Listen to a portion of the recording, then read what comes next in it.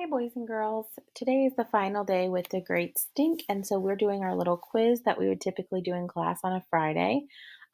Please remember, you can use the story to help take this quiz. We want you to use the story. So either have the story printed out and looking at it right next to you, or have the story up in another tab on your internet so you can flip back and forth.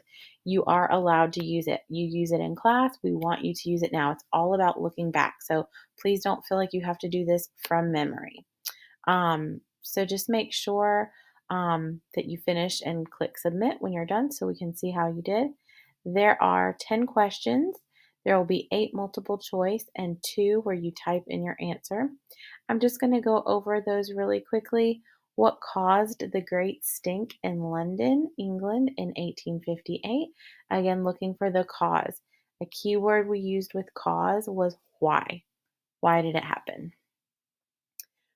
Why was the Great Stink um, dangerous? So that should say dangerous. I think it shows up on yours, but just in case.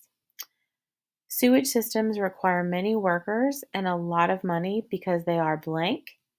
And that's a vocabulary question. So always look back at one of those words if you're not sure. Which line best supports the answer to question 3? So you've got to get question 3 correct, and then you choose one of these that proves that it's true. What is most likely the purpose of toilets of the future? Why did the author write it? What does organic mean in the sentence, these critters eat organic waste? A section, a new crisis relates to toilets of the future because it blank. I would go back and I would read a new crisis, and then I would see how it relates to toilets of the future. Then I would choose my answer. And then both the Great Stink and Toilets of the Future describe why it's important to, and you have to choose.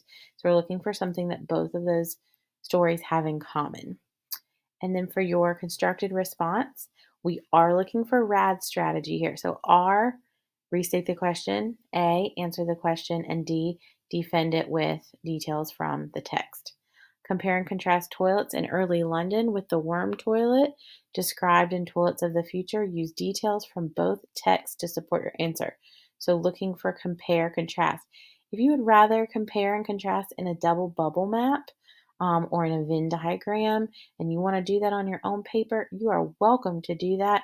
Just snap a picture of it and have your parent email or upload to Dojo or upload to your Google Classroom. That's fine. I know when we do these in class, a lot of people like to use double bubbles for the compare and contrast, and I'm fine with that. And then 10, if you were installing one of the toilets of the future, which one would you choose and why? So you can't get this question wrong. It's an opinion question, but you still have to tell us which one and why. Um, and as long as you do both of those things, you'll get credit for that one. And remember, it's okay if you think to yourself, I wouldn't want one of those. Well, then tell me why. Tell me why you would not want one of those. Come back for our answer key video after you've answered those, and we'll see how you did.